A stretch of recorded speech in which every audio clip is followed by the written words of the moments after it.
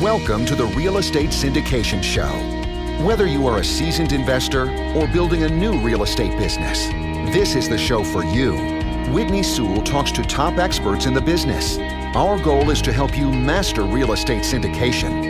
And now your host, Whitney Sewell. Are you a new or sophisticated investor wanting to learn how to operate a successful syndication business? For life-changing training from the nation's leading syndication expert, my friend Vinny Chopra has the training you need. Text LEARN, L-E-A-R-N, to 474747. This is your daily real estate syndication show. I'm your host, Whitney Sewell. Today, our guest is Brian Murray. Thanks for being on the show, Brian. Thanks for having me. I'm really excited to be here. Yeah, I'm excited to have you on the show. I met Brian at a mastermind a while back, and was impressed just at his level of success in the multifamily industry, and he is his ability to be able to jump into this industry and helping others do the same is impressive, and we're going to get into that. But Brian is the founder and CEO of Washington Street Properties, a commercial real estate investment and property management company that has been ranked on the Incorporated 5,000 list of the nation's fastest growing private companies for 5 years in a row. Wow. In 2015, Brian was recognized with a Gold Stevie Award for Executive of the Year in the real estate industry.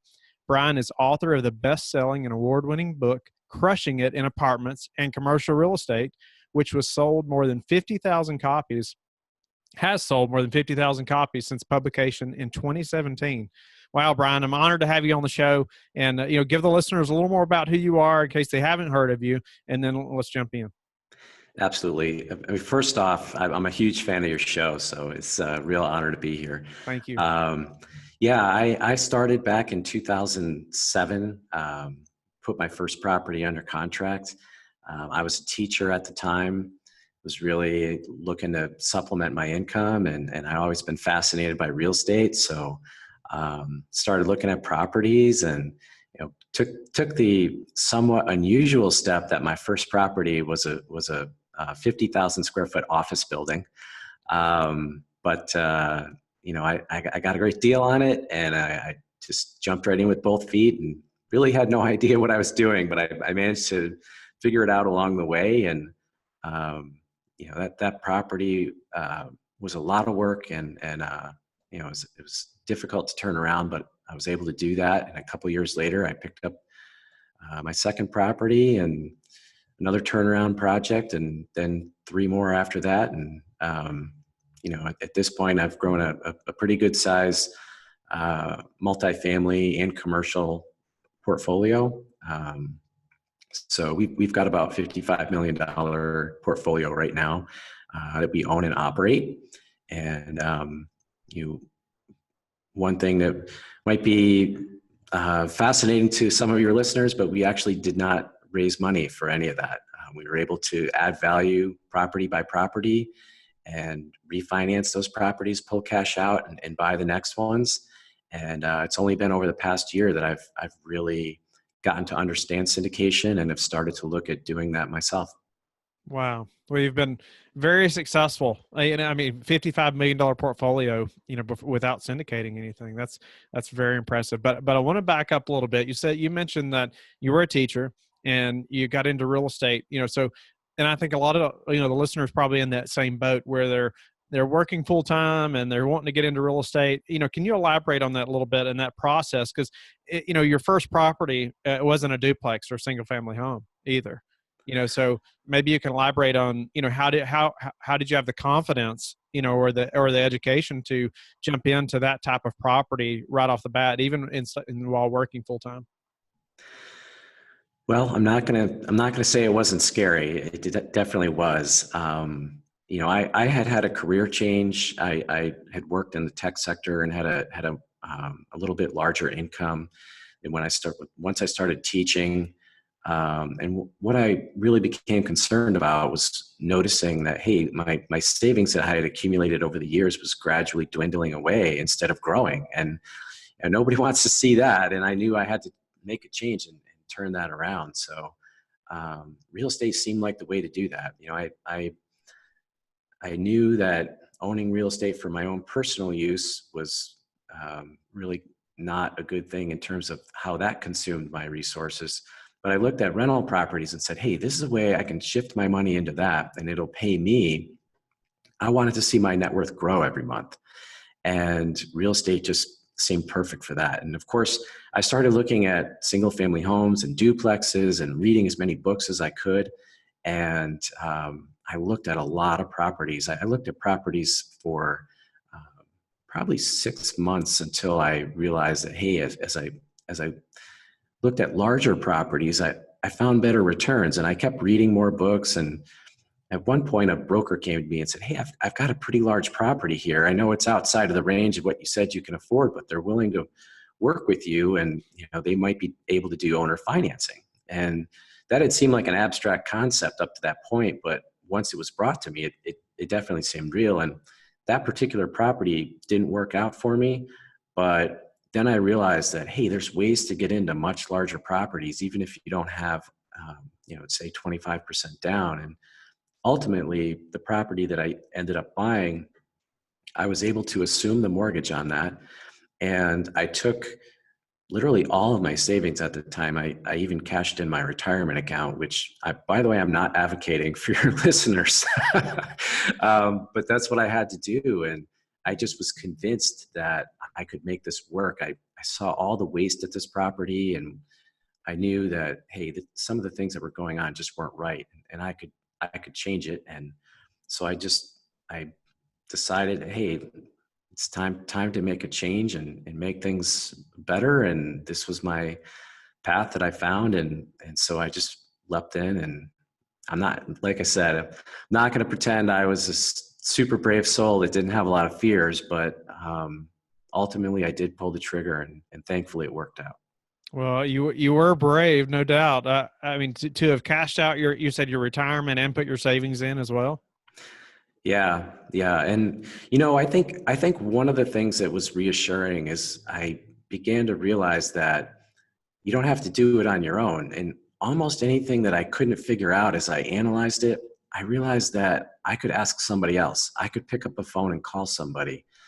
And I think if there was one thing that was reassuring, it was the fact that you can track somebody down to answer almost any question or help you get through almost any problem you might find. And the more I realized that, that gave me a little more confidence that, hey, maybe I can pull this off. I like that. I haven't really heard anyone say that like that, but that's because you do, right? When you're first getting started, there's times you feel like you're by yourself. You don't know who, you would even ask, but there are people that are willing to help, and that's Yeah. incredible. You mentioned that, almost any problem that you face, obviously there's people that's already been in your shoes, in that place, had that specific problem, and then finding them or finding someone that's just ahead of you, right? That can help you through that issue. Absolutely. I think in my book, I had equated the boiler and utility room at this property to a spaceship when I walked in, and it might as well have been. There were controls everywhere and dials and knobs and levers, and I had no idea what I was looking at. But again, I could pick up the phone and call somebody who specialized in that, and they could come in and immediately explain things to me and fix any type of problem. And by the time I had the property for a few weeks, I was able to actually turn a boiler on and off. And even though when I first walked in, I didn't even know what that thing was. Now you can fly to the moon in that spaceship, right? Probably. Yeah. So Brian, I know you mentioned, in your book, you help people to be able to jump in and not be intimidated. And it sounds like, and you mentioned that's what you did. And obviously so, I mean, you jumped in, and I would almost bet that that's one reason why you were successful, because you went all in. You didn't just dabble a little bit, but by committing, putting your retirement, putting your savings in there, you were committed. I mean, you didn't have an option for this to fail, right? No, I absolutely didn't. And, I really do believe that if I could pull that off, anybody else could too. And it's really a mindset. I think, I was fortunate to have sort of this epiphany that, hey, these large properties, this is something I could actually own. This is something I could actually do. And that was a change for me. And I know that there's so many people out there who are toying with this idea, and they don't think they can do it, when actually they could probably do it and do it better than I did. And, but But what I think is really important to understand is know what you're signing up for. So I don't in any way want to say that it's easy, right? So, if somebody wants to do it, you're going to have to jump in with both feet. And that means rolling up your sleeves and doing a lot of work. I just spent, countless hours reading, listening to podcasts, educating myself, talking to people. And that's not even touching all the work that I had to do on the property itself once I made the acquisition, like leading up to the acquisition and making the acquisition, because I actually managed the property myself as well. And that's part of how I made it work. Because like you mentioned, there was too much at stake to do it any other way. And I had everything on the line, and I wasn't ready to trust that by outsourcing it to a property management company. Had no problems getting help, but I wanted to be there to oversee things. I wanted to be close by so that I could check on things every day and roll my own sleeves up and pick up trash and do the yard work and do everything I could to make that work. So how soon from, say this purchase till you left your W-2 job? So I grew my company for 7 years until I left my W-2. And it's kind of ironic because, I wanted to do this for the extra income, but as I began to turn the property around and I realized how important every single dollar was to making this property cash flow and grow my real estate business, I became really stubborn about making sure I did not take money out of my business. And so I really did not want to leave my W-2. That, and I enjoyed teaching. I found it very rewarding. And, actually at one point my intent was to hire a CEO, and I did have somebody do that for a while, and it just wasn't the same. And my company had grown to the point I had quite a few employees that were counting on me.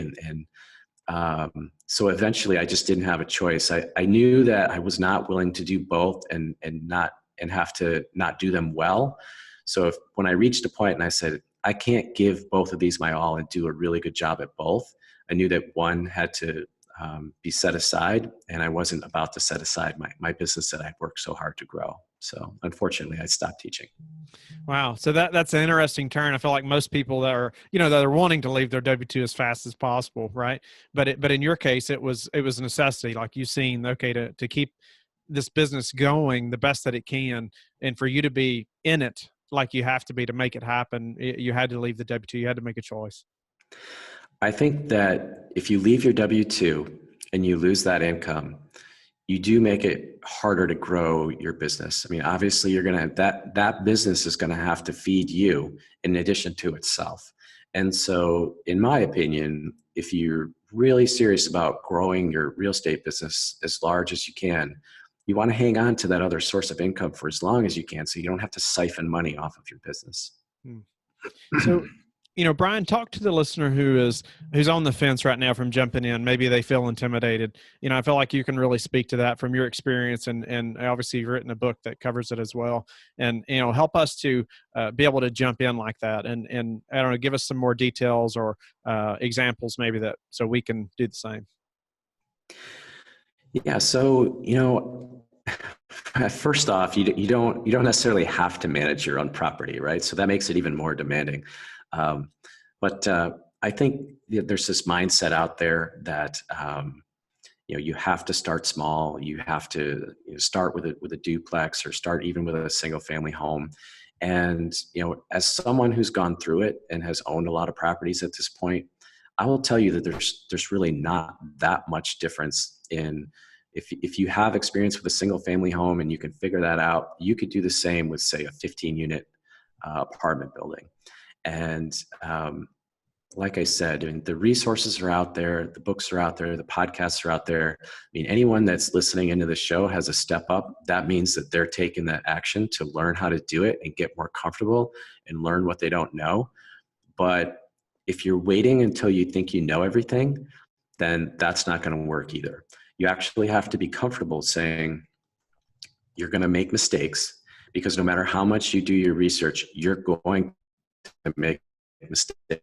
mistakes. In fact, that's the one thing that's actually 100% guaranteed when you start investing in real estate is you're going to have some surprises and you're going to make mistakes.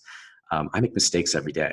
So part of it would be just accepting that up front and say, I know I'm going to make mistakes. I know I'm going to have setbacks. I know something's going to happen I didn't anticipate, but hey, I'll get through it. I have confidence that I can work my way through it, or I can bring somebody else on board or consult with somebody who has been through it.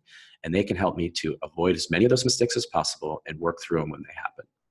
No, I love that. You have to have that mindset, right, of knowing that it's going to happen, accepting that you're going to make mistakes. I liked how you said that. And it reminds me, I've mentioned it before on the show, but I just really like this analogy. Terrell Fletcher, he's a professional football player. I think I'm not in football, but he spoke somewhere, at a conference one time, and he was talking about mindset. But as far as in football, he related it to the football team to be successful. They have to love the process because they know what's at the end. They know they're going to win if they love the process. And he just said, if that means the process is getting hit in the face 10 times, then let's get started now. Because he knows at the end of that 10th time, like, he's going to make it. He's going to be stronger and he's going to succeed. But you got to be willing to get hit in the face a few times. You have to love the process. And it sounds very similar to, you have to know you're going to make mistakes and just accept that. So but also this relates to, you're talking about how you just got to be willing to make a phone call, right? You got to be willing to reach out to some others who have been there. That's right. You can't be afraid of rejection. You got to know that you're going to have to try again. And eventually you're going to get there. Is there an example that you could give us, maybe, as you were going into this process of the mistake that stands out, or sometime where you were like, I've got to find somebody to help me with this, or, something that was happening? Gosh, and my difficulty answering that actually has nothing to do with not being able to find one. It has to do with the fact that they do happen every single day. So for one to stand out, I should really reinforce it. It's definitely not something that you want to plan to do alone. And having that self-awareness right up front to recognize what your limitations are is another really important piece of that. Because if you can't recognize that, hey, for instance, this is some pretty complicated legal work. It's time to get an attorney involved. You don't want to enter with this illusion that you're capable of doing everything. Mm. So being humble about that and really self-aware is important. Almost everything that I did for quite some time really had to have somebody involved. But there's no one single thing that kind of stands out. Yeah. But through that process, you've learned a lot, and now now your problems have changed, right? Now it's going to be a different set of problems now, but the mindset that you've instilled, that you have now because of all those little problems back to back, it's just these big ones now probably don't seem as big. Yeah, you really become accustomed to it. You come to expect it. And I think if you have a day where you don't have a setback or something doesn't go wrong, then you're surprised because it doesn't really happen. And it probably means something did go wrong and you don't know about it yet. Go ahead. Yeah. Oh, I was going to say, that was part of the real motivation for writing the book is I said, well, I've made so many mistakes. Well, I wish someone had kind of chronicled all the things they'd learned and all the mistakes they'd made that they could have shared with me and helped me avoid some of them. And that was and the teacher in me wanting to help as many people learn as possible. And that's really what prompted writing the book. You've built a successful business. You've done really well in real estate already, but now you're moving towards syndication. Why the move towards syndication? Why not keep doing what you're doing and keep growing that direction? So that's a great question, and it's one that I've wrestled with a lot. I think that the biggest reason I've jumped in and learned everything I could about syndication and met some great people such as yourself, at some point, it does become challenging to maintain the growth rate that we've experienced with the size that we've achieved without bringing in any type of outside capital.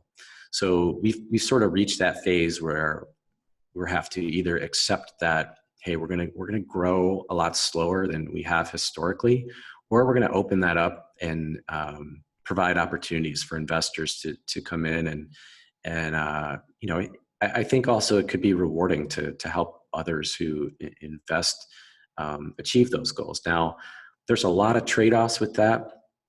We haven't actually syndicated a deal yet, but that's the reason why.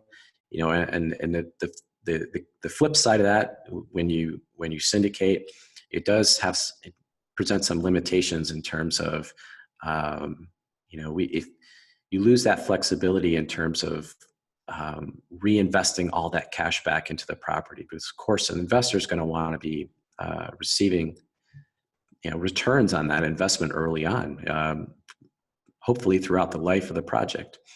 And sometimes in our experience, a project maybe can unlock even greater value if you continue to just reinvest that money back in, and you have the patience to wait and see that large return down the road. So it's by no means an easy decision. Like I said, we haven't actually done a syndication yet, but I have so much respect for all those syndicators out there, and I've learned a lot from them. And it's been very, very interesting to be involved in the underwriting process of some of these projects, to have the opportunity to share our experience with syndicators, and just seeing that other model and how it is put together and implemented. So Brian, from your experience, you've gained just a lot of experience in multifamily, commercial property, and then you're learning a lot about syndication now, and possibly moving that direction or adding that to your business. Somebody asks you now, you got 30 seconds with somebody, or maybe a minute. Brian, what's the best way to get started? What's a couple of things I should be doing, Brian, to get into this industry or to learn this business? What do you tell them? I think read as many books as you can, listen to as many podcasts as you can, surround yourself with as many knowledgeable people as you can. I've had such a great experience with the mastermind that I'm in. I've met some great friends and good people. And, there's so many forums out there that you can attend. Attend your local meetup, for meet other people who are trying to do or are already doing what you're doing. And that can be so inspiring, to surround yourself with people who are already doing or want to do exactly what you want to do. What's the number one thing we could do right now to improve our business, or maybe some way that you've recently improved yours? Wow. I think I'll share something that based on my experience in looking at all the syndication models that I've reviewed over the past years. Let's not forget that tenants are customers and tenants are people, and I think it can be very easy as an investor to just look at your spreadsheet and see numbers and forget that the tenants, we like to call them residents and instead of apartments, homes or residences. And if you keep that in mind and you remember that these are your customers and they're the ones who are putting all the money in, really, then that'll affect your decision-making process, and it'll make sure that you operate with a high level of integrity and with customer service, and those will ultimately pay you back in the long run and make you the most successful you can be. Great. And I agree. Yeah, it is. You get caught up on the business side, right? And you get down in looking at the spreadsheets and all this stuff, and you forget, let's think about if I was a tenant in that building myself. But Brian, what's the number one thing that's contributed to your success? I think I would say I can't take credit for it myself. I think it's all the people that have helped me along the way. So it would be the employees that I've had, the tenants that I've had, the contractors, all the service providers. Every time I've needed help, there's been somebody there. And, I get all the credit, but I don't deserve the credit. I like that. It is a team sport. And so how do you like to give back? I think there's really, there's a lot of little things we do, but I'd have to say two ways. Our tagline at my company is making the world a better place, 1 square foot at a time. Like we really like to look at what we do as providing clean, healthy homes, great places for people to live, that they're getting the best return on their investment as residents or businesses that they can get and make their lives a little better. I want to see as many people go into real estate investing and be successful as possible, because it really is, one of those last bastions of the American dream, in terms of, if you're willing to work hard enough and do what it takes, you can improve the quality of life for yourself and your family and your loved ones. And, I spent more than 2 years with every spare moment I could possibly find writing my book so that I could help other people do that. It's been one of the most rewarding things that I've ever experienced, to get feedback from so many people who have been inspired by that or taken action in some way to make their lives better through real estate investing. Well, Brian, on that note, tell the listeners how they can get in touch with you, learn more about you and your business, and also, purchase a copy of your book. Yeah, absolutely. You can find me on LinkedIn.com. You can find me on Facebook. Our website is WashingtonStreetProperties.com. And my book is Crushing It in Apartments and Commercial Real Estate by Brian Murray. And you can find that on Amazon.com. Great. And we'll have links to that in the show notes and on the website. And I hope that the listeners will reach out to you, Brian. I hope they'll check out your website and buy your book as well. And also, I hope the listeners will go to LifeBridge Capital and connect with me. I hope you'll go to the Facebook group, the Real Estate Syndication Show, so we can all learn from experts like Brian and grow our businesses together. I hope you're sharing the show. I would definitely appreciate that. And so I can add value to as many people as possible, of course. And then join us here tomorrow. We'll talk to you then. Thank you for listening to the Real Estate Syndication Show, brought to you by LifeBridge Capital. LifeBridge Capital works with investors nationwide to invest in real estate, while also donating 50% of its profits to assist parents who are committing to adoption. LifeBridge Capital, making a difference, one investor and one child at a time. Connect online at www.lifebridgecapital.com for free material and videos to further your success.